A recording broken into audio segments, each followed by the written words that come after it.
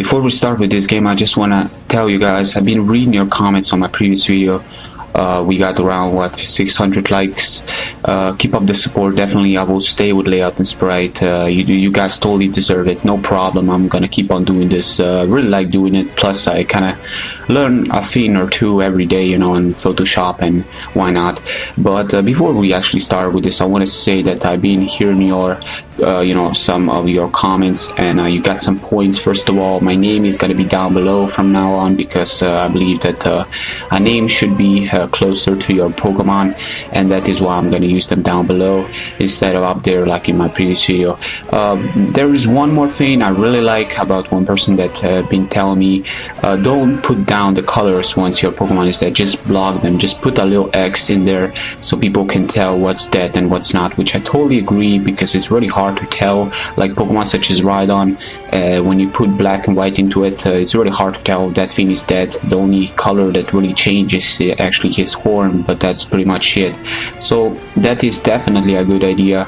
From now on, I'm gonna put a little X in there so people can tell easier what's dead and what's alive. Before I end this, I just want to say I will keep on using the sprites I was using, because I feel they're pretty unique at the moment. I mean, I've been seeing some people make layout and sprites. Well, actually they make layout and icons, you know, the pictures. So that is why I'm gonna use this ones. Plus I put some shadows into it. I'm not gonna make the animation sprites because first of all they're annoying and they kind of mess you up when watching a video, and I'm pretty sure you guys don't want to see 2 Rotoms or maybe even 3 Rotoms jumping everywhere, going all crazy bananas. So I'm pretty sure yeah, we should skip the animation sprites. I'm gonna stick with the basic simple thing, simple idea, and we're gonna go from there. So guys, yeah, keep up the work. Thank you for all the support. Welcome to my newest Pokemon Wi-Fi Bell. Today I'm bringing you a roulette game. I feel like, you know, bringing you guys some fresh stuff, because that's what this channel is all about. And yeah, I did adjust some of my boxes, so I'm not gonna get any harsh Pokemon, or at least, you know, I'm gonna get some decent Pokemon here, so I'm not gonna get like a freaking Atori or something of that sort. Yeah, just for your enjoyment, I guess. I'm just gonna drill pick away. I guess he was predicting me to be adamant he's gonna outspeed Sleep Powder, but he did comment below saying that he was predicting me to go for something else, and to be perfectly honest, I was really close clicking something else. That something else actually being U-turn, but that's beside the point. He was taken down. What's done is done. Never predict something else. Just play it safe and switch out. Don't start predicting right from the start. That's just a base rule when battling online. Yeah, so he's gonna roar me into Shift Tree after going against you know, going to my Gastrodon against his Hippo. And I was actually surprised he didn't put up the rocks before roaring, but I guess he was predicting me to be specially orientated, so he's gonna switch out. I know he's gonna switch out, so I Sword Dance, knowing that he's not gonna roar, but he goes into a Mushroom Pokemon, and Mushroom Pokemon of that sort are pretty bulky, and I know most of them are mainly EV trained in special defense, and for that fact, I know they like running Spore as well, so I will definitely need to have something as a Sleep Fodder here. I was thinking, you know what, if that Hippo puts up the rocks, my Arcanine is going to be, you know, pretty much a goner, so I'm just going to go to Arcanine. I still don't want to, you know, put my Fearow to sleep, because, you know, Fearow can come in handy against this thing, and it is Scarf. So yeah, I'm just gonna go to my Billy, because I know I mainly resist everything he packs. Sludge Bomb, or an Energy Ball, whatever, maybe Hidden Power Ice that was, I really don't know, but I know he's gonna go to Hippo. I'm gonna switch out in the same turn, have that type advantage. That is awesome. I'm gonna Ice Beam, predict him to go to his Mushroom. I'm pretty sure Ice Beam, even coming from my max special attack, Gastrodon would have not done half to his Mushroom, because like I said before, those things are pretty specially bulky. But he does stay in here. He actually slack offs misplaying his part because he's faster. Now he actually roars, which was just like, I'm sorry, but I really don't know what was in your mind process, because whatever would have been better. Going for Earthquake, putting up the rocks if you do have them, like going for Toxic, everything would have been better than Roar.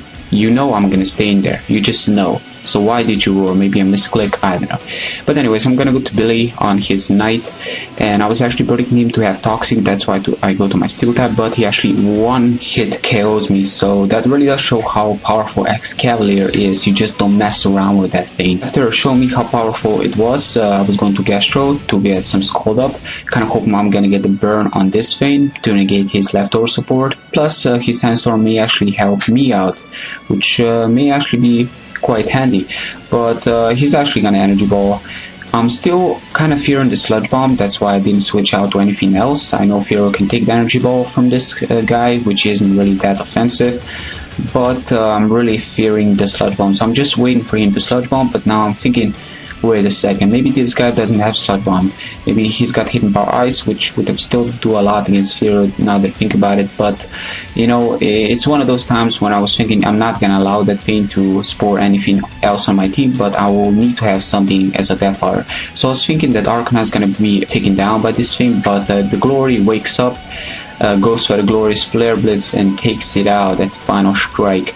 Taking it out, Adamant, 350 attack stats, 120 base, stab move, life orb, and overkill right there. That mushroom is a goner. Something was telling me he's gonna go to 9 though, so I'm gonna go to Saiyan with my ability, getting +2 speed from his son, which is quite handy. So I thank you for that speed boost right there. Good old Ninetales.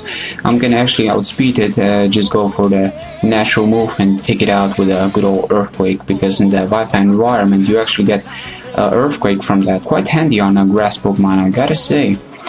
Yeah, I'm gonna get another Earthquake here, and he actually misses with his Mega Horn. Quite unfortunate, but what can we do? You know, still Mega Horn, still 85%. And that next one is gonna be an overkill. I want you guys to make me a calculation on that one. How much did that do? I just want to see, because I'm 4-time weak to it and I know that thing is really powerful. I just want to know.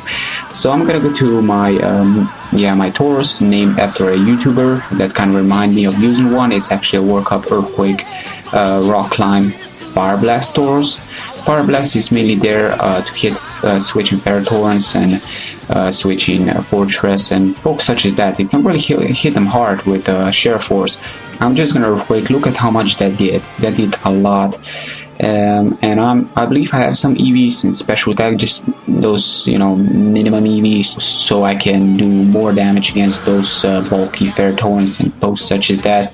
With Sun Up, I was trying to see how much Fire Blast would have done, plus I want to show him my Ho wannabe, my Fearow, and what it's all about.